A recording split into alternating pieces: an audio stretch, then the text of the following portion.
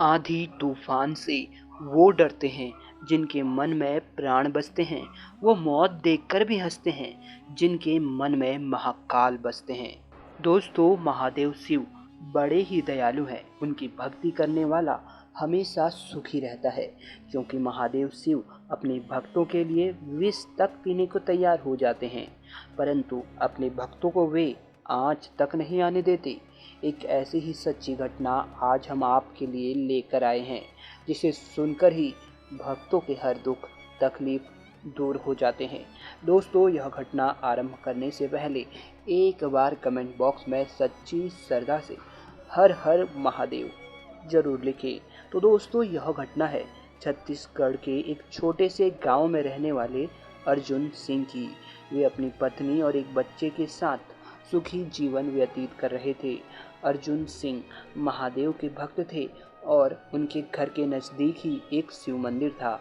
उनका यह रोज का नियम था कि सुबह सुबह उस शिव मंदिर जाना और 1 घंटे शिव के महामृत्युंजय मंत्र का जाप करना। और महादेव की भी अर्जुन पर कृपा थी। उनके ही आशीर्वाद से 6 साल पहले अर्जुन एक सुंदर बालक के पिता बने।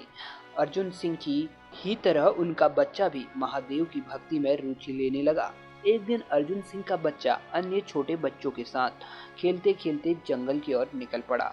जिस जंगल की तरफ वे बच्चे निकल रहे थे, वहां गांव के लोग जाने से डरते थे, परंतु बच्चों को इन सब से क्या मतलब। वे तो खेलते खेलते उस जंगल के अंदर जा पहुंचे। उस जंगल में कई प्राण घातक जानवर मौजूद थे। अर्जुन सिंह का बालक जब उस जंगल में एक पेड़ पर चढ़ा तो कुछ ही देर में उसकी जोर से चीख की आवाज आई और वह उस पेड़ से नीचे गिर गया। जब अन्य बालकों ने देखा और उसकी मदद के लिए दौड़े तो पता चला कि उस पेड़ में बहुत ही खतरनाक सांप पहले से ही चढ़ा था। उस सांप ने ही अर्जुन के बालक को काट लिया था। सभी बच्चों ने मिलकर अर्जुन सिंह के बालक को उठाया और गांव की तरफ भागे। गांव में पहुंचते ही अपने बच्चे की हालत देख अर्जुन सिंह की पत्नी जोर जोर से रोने लगी, क्योंकि उनका वह इकलौता संतान था। बच्चे का पूरा शरीर नीला पड़ चुका था और उसे देख यह साफ साफ लग रहा था कि वह बच नहीं पाएगा। उस समय गांव में 3 जाने माने वैद्य थे। अर्जुन सिंह ने तीनों को ही बुला लिया। एक एक कर तीनों ने अर्जुन सिंह के बच्चे को देखा।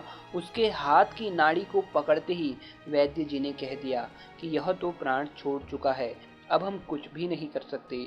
अर्जुन सिंह ने जब यह सुना तो उनकी आंखों में आंसू रुकने का नाम ही नहीं ले रहे थे, परंतु उन्हें अपने भोले बाबा पर पूरा विश्वास था। उन्होंने अपने बालक को अपने हाथों में लिया और दौड़ पड़े उस शिव मंदिर की तरफ जहां वे रोज शिव की पूजा किया करते थे। उन्होंने शिवलिंग के सामने अपने बालक को रख दिया और रोते हुए बोले, हे महादेव, तुम तो जानते हो मैं और मेरी पत्नी हम दोनों के प्राण बसते हैं इस बालक में। यह हमारी सारी दुनिया है, इसके बिना तो संसार का हर सुख हमारे लिए फीका है। प्रभु, आखिर क्यों आपने इसे हमसे छीन लिया? क्या मेरी भक्ति में कोई कमी रह गई थी या मैंने कोई गलती कर दी थी? प्रभु, अगर ऐसा है तो आज मैं भी आपके दरबार में अपने प्राण त्याग दूंगा।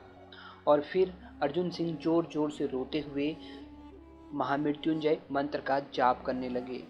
कुछ देर में अचानक से तेज हवा का झोंका आया और मंदिर की घंटियां अपने आप बजने लगी। तभी महामृत्युंजय मंत्र का जाप कर रहे अर्जुन सिंह के कानों में एक हल्की सी आवाज आई, पुत्र, तुम क्यों रो रहे हो? तुम्हारा बेटा मरा नहीं है, वह तो बस आराम कर रहा है, उसे जगाओगे नहीं?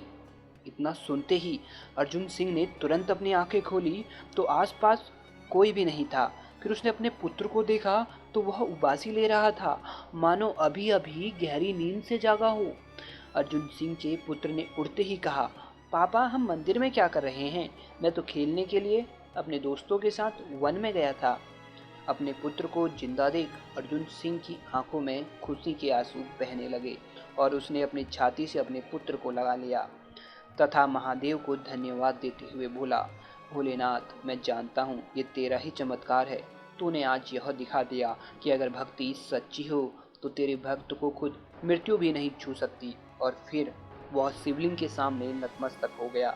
तो देखा दोस्तों आपने, भक्ति में कितनी शक्ति होती है। अगर भक्ति सच्ची हो तो भगवान को अपने भक्त को हर मुसीबत से निकालने आना ही पड़ता है।